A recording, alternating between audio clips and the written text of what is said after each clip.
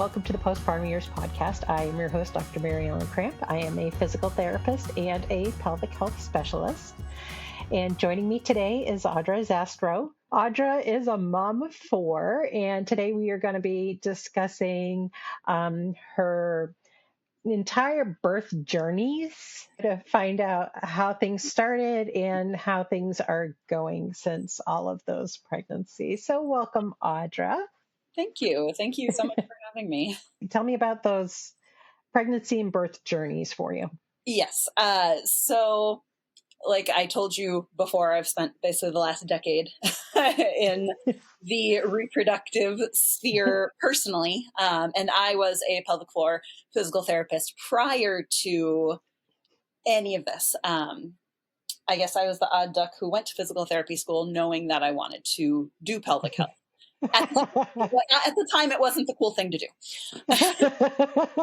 When I went, it wasn't a thing. I'm glad things have changed. I spent kind of my decade before having children running. Now, I wasn't a good runner, but I finished 5 marathons. I finished 5 half marathons. So I was very proud of my achievements there. I would say, so December 2016, I ran my 5th half marathon, PR'd. It was wonderful. And January 2016, I got pregnant for the first time. So it obviously we wanted to be pregnant. We was very excited. However, pregnancies are hard for me. Like all of them, I just have lots of nausea. And with each subsequent pregnancy, that nausea has lasted longer and longer, just completely exhausted. And so I kind of spend my pregnancies in a little bit of like a fog. And I don't know if that's normal, but it feels really hard in my life. So in October of 2017, I delivered my first son. We attempted a vaginal delivery and it ended up being an emergency cesarean. His head was in the greater than 99th percentile. And so we did end up with that cesarean. But, I felt good about it. And looking back, I realized that in the moment, I was given the agency to make the decision about how to proceed. And I feel like that made all of the difference. Like I distinctly remember, like even before, right, in pelvic health, you take the intrapartum support or birth prep or whatever. So you come into it with like a little bit more idea of the kinds of things that can happen or the choices you would make if plan A doesn't go as planned, right? Mm-hmm. And I remember I was so fortunate because I went into labor on a Tuesday night and Wednesday. So I live rural.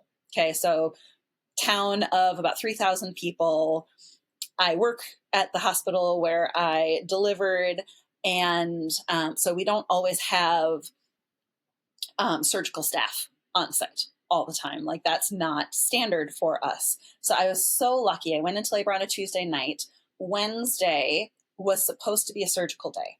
And it was also the day that they had their medical staff meeting. I pushed for 3 hours, no progress. They went and got the doctor because I was with a midwife at the time. And so the doctor came in and said, well, we can try a vacuum, but if it doesn't work, we have 5 minutes to get the baby out. And I said, nope, we're not risking it. Let's go. It was less than 30 minutes because the operative suite was all ready to go. The surgeon, like the doctor literally walked out of the room into the meeting and the surgeon stood up and left to come do the procedure. Like I was just so, but ultimately I made that decision, right? She said, we have a choice. And I was the one that said, nope, let's go to cesarean. And I felt great afterwards. I was like, oh my gosh, I don't know what all the fuss is about. Like I was I was tired. I can counter that. Those things and, learning how to nurse and all of that. But I was also fortunate in that my milk came in before I even left the hospital, which I, again, now know that is not a typical occurrence. So all of that went great. And then we started trying for another child. And we did get pregnant with twins, and then we lost them. at a Hmm. little over 10 weeks. And Oh. so that was really hard. And I probably would have been qualified as actually having hyperemesis during that time that I was pregnant with the twins. It was, I remember being a PT was really hard because I'd have to excuse myself to run to the bathroom and throw up and then come Hmm. back and treat my patients. Um, and so we lost them, and that was really hard. But, at the time it was like, it's your first loss. It was a twin pregnancy, which is a high risk pregnancy as it is. So, you go through the grief, you go through the postpartum hormone changes. I think the other thing that was really hard about that one was that for me, medical management felt like eviction of these babies that I loved. And so I opted for conservative care and just wait and see. And it took, I think it took almost 8 weeks for the Oh. babies to be born. And I remember when they finally were born, like I delivered them at my home and then I had to lay down on the floor because I was like gonna black out. And my husband walked in on me and he was like, "Are you okay?" Like seriously worried, but it happened as it was supposed to, and we were able to grieve. Um, the problem was a week later, so he travels for work. I was home alone with our son, and I started to hemorrhage. And again, so blessed to have the knowledge that I did and the support, because then I called my mother-in-law. She came watch my child. I went to the hospital and ended up having to have a D&C and 2 units of blood. Hmm. And so, physically recover from that. And we start trying again. And we get pregnant and I have another loss. Oh. Again, early. But at this point, it's like 2 consecutive losses and pressure that I put on myself because I really wanted my children to be close together. And now, Hmm. not only is there the question of, can I get pregnant? Right? Can I have another child? But if I do, like, I really want them close together. And this is a little bit of me wishing I could control the world. and um, but that was really, really hard to have that second loss. So I went to the midwife and I said, I know that 3 losses is really the point that the medical system starts to perceive that, oh, there might be something wrong. But I don't want to lose a third and then find out it was preventable. And Hmm.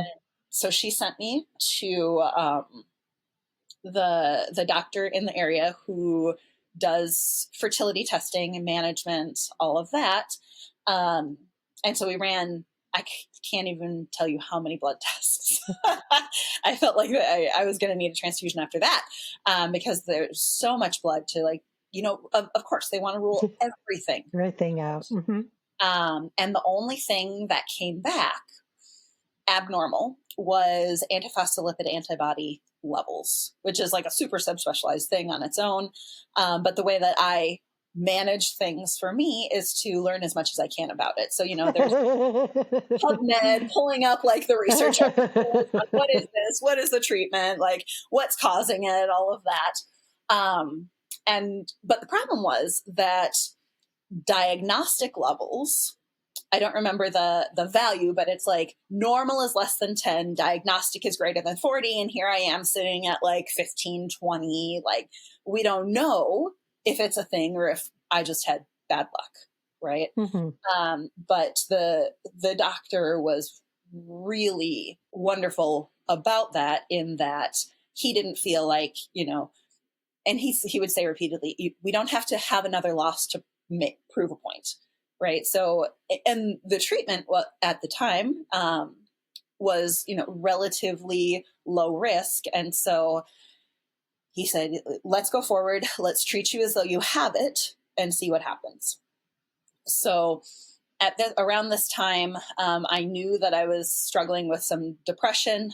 So I found an amazing counselor who actually had a support group for people struggling with fertility issues, pregnancy loss. So that was so helpful. And I also, delved into fertility stuff, environmental considerations, diet. I went on an autoimmune protocol diet. I did all the things I could possibly do. Again, for me, control was big. So what can I control? Because I can't control everything. And we became pregnant again. So that was a wonderful Christmas present. That year, I remember, because I had to schedule all of my appointments around Christmas with the family. And obviously it was very early, so we didn't want to tell people, had the nausea, the fatigue, made it through pregnancy. And it seems like there is a prevailing attitude, social media, even within the pelvic health world, that vaginal delivery is desirable. Vaginal delivery is the best choice. And having a vaginal delivery almost at all cost is preferable. Oh, absolutely. I'm there with you now. That was my impression at the time. So, my plan was to have a VBAC. When we did ultrasounds, we checked the head size, and head was tracking, 50th percentile. So not large like my first. So that was the plan, go in for a vaginal delivery. And I did have what would be called a successful VBAC. My son was born vaginally, and it was a good experience. However, not everything goes as planned again. So the only position I could be in where baby's heart rate didn't decelerate was dorsal lithotomy, which anyone in the birth sphere is like, dorsal lithotomy is like the worst position to deliver in. But, parenting is all about humility and learning that you can't control things. And then beyond that, there's this huge debate around episiotomy use. So the doctor suggested episiotomy twice, and I refused twice. Hindsight is 2020, because I ended up with a 3rd-degree perineal laceration, bilateral deep sulcal lacerations, which at the time I had no idea was a thing, that you can tear all the way up to the sides to around where the cervix was. I ended up with a stage 2B anterior wall prolapse on top of everything. And my son was 9 pounds, 3 ounces when he was born. So I really think that I struggled a lot afterwards, even just lifting him in the presence of the birth injuries. And then with all of that, there was a certain degree of shame that I experienced, whether it was put on me or whether I put it on myself. I don't know, but there is this impression, I'm a pelvic floor PT. Like, I teach people to do this. I did all the things. I did perineal massage. I took the birth support class. I tried all the positions. And still, the thing that only happens to 1 in 20 is what I experienced. I really, really struggled that year with mental health. I will say, I still am not back to the level of physical activity I was before that second delivery, in part because people supported me as best they could, but I don't think I had an informed support team, right? Mm-hmm. Again, rural. So there aren't a ton of options for pelvic floor physical therapy around here, and treating yourself is really hard. Shocking. I knew enough to talk with my provider about a pessary. Is that an option for me? Maybe I followed up with him after, because I don't think it was the 6-week mark. I think it was later. But the response I got was, well, come back in 4 months. If you're still having problems, then we'll talk about it. And also, we can always just wait till you're done having kids and then just fix it. which was not the response that I was okay with. Because I wanted to get back to running. At the time, I was a runner. And so my mental health was suffering because I couldn't do those activities that I defined myself by. And I will say this kind of phase of my life defined my passion and practice, because at this point, I've spent so much time and effort learning predictive pelvic floor. What were those things? Like, knowing now, I never would have recommended that I have a vaginal delivery unless that was something that I really wanted, right? Mm-hmm. Like, my mother had a prolapse that she needed to have surgically repaired. I had a previous failed vaginal delivery, right? So we know that especially prolapse is associated with a family history of hernias. I had a hernia. I had a surgically repaired hernia when I was 12. So all of these things now, I'm So like, you've got the crappy connective tissue. exactly, yeah. So I'm like, to me now, I'm like, no, that was a terrible decision. At the time, I didn't know. And unfortunately, none of my birth team knew any of those things either. And I think right now, even a lot of that is not well known, not well considered. I don't feel like maternal pelvic health is a consideration. Yeah. Nor do I feel like it needs to be the only consideration, but I think that it does need to not be ignored. Yeah. I'll get off my soapbox now. But in addition with that delivery, so I went into labor early that day, and I didn't even think about drinking water being in labor. I didn't eat a lot. And so after baby was born, not only did I lose quite a bit of blood, and then after repair, they had to do vaginal packing with the gauze in order to stop the bleeding. I didn't eat or drink very much. And so I passed out 3 times between the delivery room and getting into the recovery room. And then my milk didn't come in. Like, I was trying and trying and trying and hand expressing and doing all of the things. And my son had hypoglycemia. And so I was really trying to avoid formula. And ultimately, we ended up having to give him formula to help his blood sugar stabilize. But that was really hard for me as well, because as you are probably familiar in the lactation world, there are many people who advocate avoiding formula at all costs. And I recognize now that that is also not a thing. No. If your child is starving, feed your child.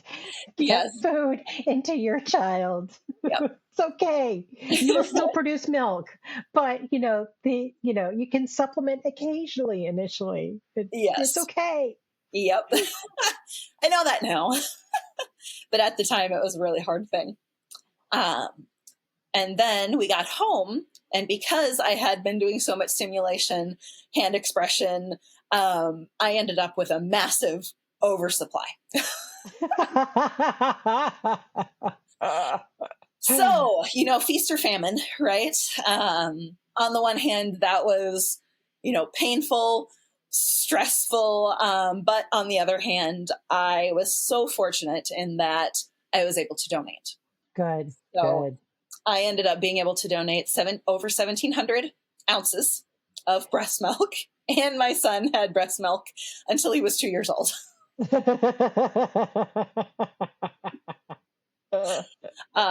So, good things can come out of really hard situations. But even with the recovery, I felt like there was this push, because I had bounced back so well from my first delivery, that how come you're not moving? How come you're not going for runs? How come you're not going for walks? Because at the time, with the tears and the sutures and the prolapse, it actually felt better to just stay sitting, to have that support underneath. And so I didn't feel well supported in my recovery either.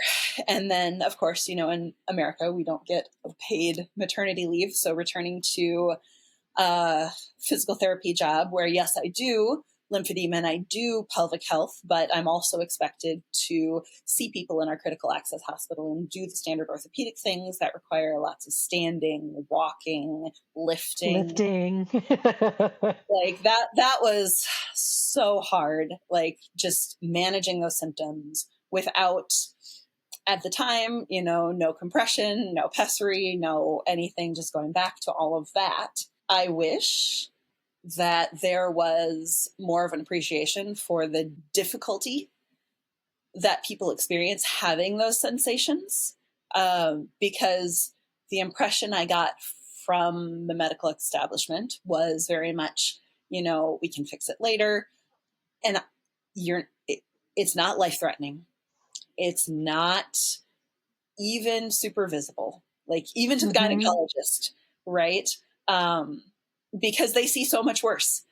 They see people bleeding out. They see people with cancer. They see people with a stage 4 prolapse, right? But it really changed my life. I couldn't exercise. I couldn't do a lot of the things that I feel like I couldn't even care for my children the way that I wanted to, because of that. In light of all that, we still decided to have more children. So I got pregnant with my third child. As soon as I got pregnant, I called the fertility doctor. We got back on the meds for the antiphospholipid. And fortunately, other than the nausea lasting even longer than the first 2 pregnancies, the complete exhaustion, it was an uneventful pregnancy until about 3 weeks before delivery. Because the assumption was, you had a successful VBAC, so we're going to be delivering vaginally again. And about 3 weeks before, when I realized what was going to happen, I had as close to a panic attack that I've ever experienced in my life. I'm not sure if it was a true panic attack, but I'm very fortunate in that I was friends with the midwife nearby, and I called her and I was like, oh my gosh, like, I don't think I can do this. And she said, do you realize that your experience is a qualification for an elective cesarean? C-section. Yeah. And that was so surprisingly relieving. And then at my next doctor's appointment, I said, nope, I would like a cesarean. And they pivoted everything to schedule a cesarean in 2 weeks, because obviously they didn't want me to go into labor. And so I ended up delivering with an elective cesarean. And I didn't have milk issues that time. However, I did colostrum harvesting. I didn't know that's what it was called at the time, but I reasoned with my last baby, I couldn't feed him. And so what happens if I come into the hospital with breast milk that I've collected ahead of time, which for me was very, just emotionally, gave me a lot of security. And I know that there's a debate, should we be doing it? Should we not be doing it? It was a personal decision, not guided by any medical provider at the time. I'm glad I did. I don't know that I'd recommend it to everyone. But so I brought that in. The delivery went really well. I don't know why. There must have just been a stitch in the wrong place. But for over a week after that delivery, I had an 8 or 9 out of 10 pinpoint pain at one side of my incision. And I could not physically get out of bed by myself in that time. And it really is amazing to me that didn't seem to impact whether or not I went home, right? Like everyone's like, oh, you can go home. This is your third baby. You can go home. If you really wanted to, we'd send you home today, tomorrow. And I was like, seriously? I can't roll and get out of bed. What do you expect me to do at home to care for 2 other children and a newborn? Again, very blessed. My husband was able to take paternity leave. My mother came for a week. And so that was very helpful. But it was not the wonderful recovery I had expected after I had my first cesarean delivery. I think transitioning from 0 to 1 child is the hardest And then for Yep. me, 1 to 2 was the next hardest, probably because my husband travels for work. So I had to develop zone defense early. Yep. The transition from 2 to 3 was not easy, but it was easier than those previous transitions had been. In addition, maybe it was, being that third child, but I was blessed with a very chill baby. And so everything went pretty well after that. Started building strength, getting back into, if not running, other types of fitness. And then we became pregnant with my fourth. And that was the hardest pregnancy by far. I think my nausea lasted until week 21, 22. I did not feel up to exercising. And I know all the research that says you should exercise in pregnancy. It's good for mom, good for baby. I was exhausted. I was falling asleep during bedtime with my children. During this time, I had actually, September of that year, I was asked to give a presentation to lactation consultants in the area on, pelvic health, PT considerations, postpartum. And then they asked if I wanted to become a CLC. So I was like, oh yeah, this is great. I'll do the studying. My kids will go to bed. I'll study for it. And that was like October that I agreed. And then in November, I became pregnant. And I will tell you, the number of study sessions I actually got in that pregnancy is 0. So that was like an additional stress that I had on myself because, you have a timeline, right? Like you pay for it and then you have the 6 months to finish it. And so that was, got it done, but it was a lot. And then in August, we had an elective cesarean. And this time it was a very interesting procedure because I went in, they did the spinal block. 5-10 minutes later, I was still wiggling my toes. And so they had to reposition me. They checked my sensation and I couldn't feel, I felt pressure, but not sharp. And they're like, well, I don't like the fact that you can still wiggle your toes, but you're not feeling anything. We're going to start. Let us know if we have to stop and readjust the anesthesia. I didn't feel anything, so that was good. What I could feel was a lot more pressure, a lot more pushing, pulling. It was so much more uncomfortable than the previous cesarean deliveries had been. And by this point, I thought I knew what to expect. And 2 cesareans, gosh. But then the recovery was so much better. I don't know if it's because I had a different person closing, if it was just pure luck. I didn't have that random stitch that got caught. But the recovery was so much better. I had an abdominal binder. I had compression hose that I wore for the first 8 weeks postpartum. I used ice. I was like, I'm going to do everything I possibly can. And this time the pain was well managed with Tylenol and ibuprofen. It was so different than my other experiences. And I feel so lucky to have had that experience after my others. But I guess at this point, I feel like the only thing I haven't had would be a normal spontaneous vaginal delivery.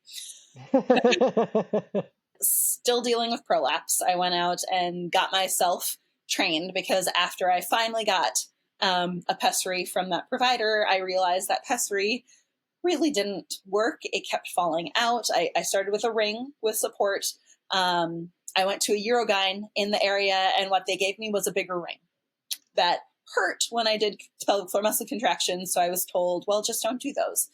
But the pelvic floor is responsible for, all of the things you do. So it was incredibly uncomfortable to use. So I went on that journey of, how do you fit pessaries for other people so that I could learn how to fit something for myself.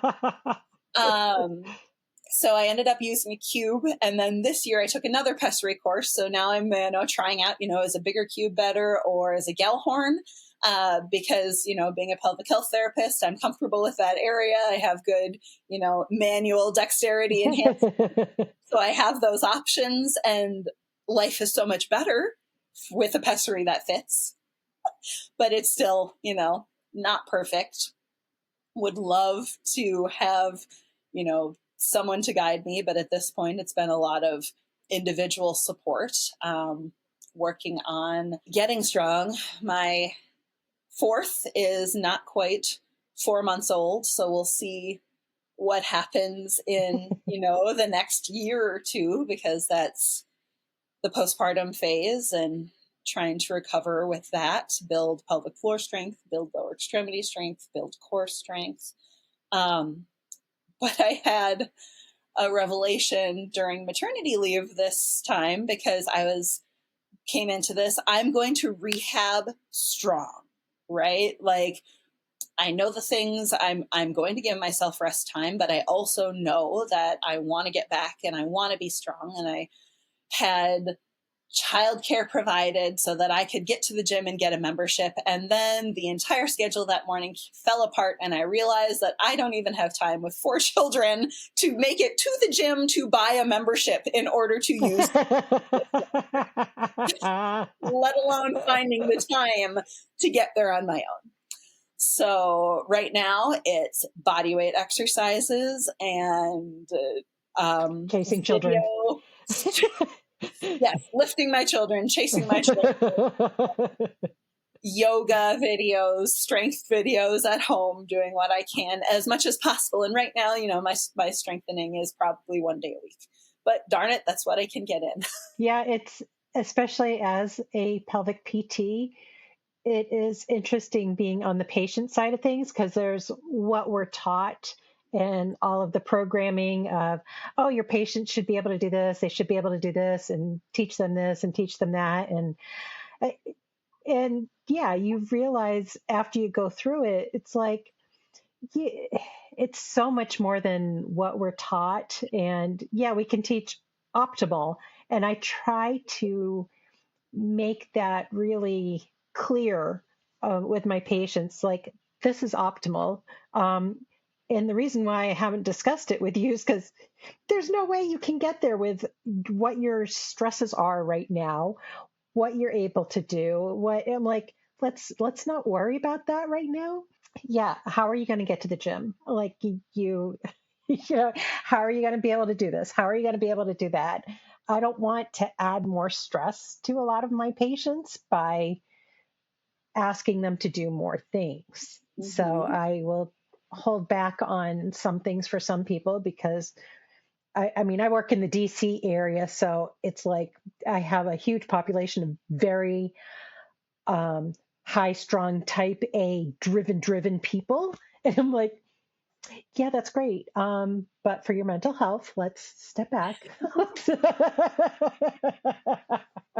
What we want as far as our birth plans that just don't happen really well. And I think one thing that we need to talk about is, have what you want to do, but be okay with the chaos that will ensue.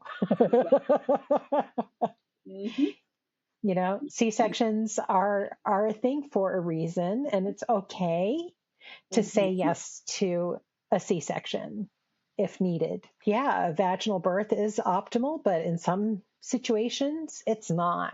It's doing great things for my professional competence. It does. When you have to go through that, it does give you a completely different perspective, and I think it makes you a better practitioner because of it. Absolutely. I'll say I still struggle with a lot of things. Obviously the prolapse and the birth injury, because as great as pelvic floor muscle training is, it's not all of it. No, it is not. And I think just in the last 2 weeks, it seems like a lot of things in my life have been coming together. And I don't know why, but I had this expectation that there would be an end to the journey, when like it's the point where there's like a door is closed, and you've recovered, and there's a sensation of being done. And just in the last 2 weeks, it's very much, I feel like, nope, life is ongoing. The journey, like the end is, when you've reached the end of life, like, and so that's been a whole, I actually find that very relieving, because I've been almost wondering, like, okay, so when is my ending of this phase of my journey?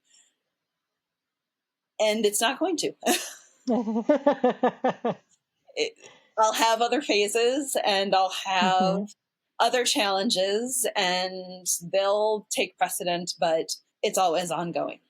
Yeah. I mean, it sounds like with the level of prolapse that you have, it's probably going to be a surgical repair. Probably. I'm trying real hard to not, but Yeah. again, like, But if it it's happens, hard to it treat happens. yourself. And if that's what ends up being best for me, maybe it's unrealistic, but my goal is I want to finish a marathon. Like I said, I've never been fast. So it's not about, doing it real fast, but darn it, I want to get through the distance and be able to celebrate that. Yeah. It'll be time. It'll Yeah. be some time before that happens. But. Yeah. And it doesn't sound like you probably have a regenerative medicine doc in your town either to help along with that prolapse and Definitely not in pelvic my floor town. repair. Yeah. Yeah, there are larger cities, an hour one way or 2 hours either way, which is not unreasonable, because I'm blessed with a flexible job and the resources and the knowledge to find those kinds of things. But at this point, I just don't have the time, or I guess haven't made it high enough up on my priority list Yeah. to go and do that. So maybe one day. All right, Audra. Well, thank you very much for sharing that story, because, wow, that was definitely a story. That was a lot. And I wish you well on, the continuation of your recovery. Thank you. And hopefully you'll get to that marathon. That's the goal one day. Well, thank you so much for having me on and letting me share. Like I told you before, in preparation for today was the first time I actually sat down and kind of wrote out my experience. Thanks for joining us on the Postpartum Years podcast, and we'll see you next time. Bye.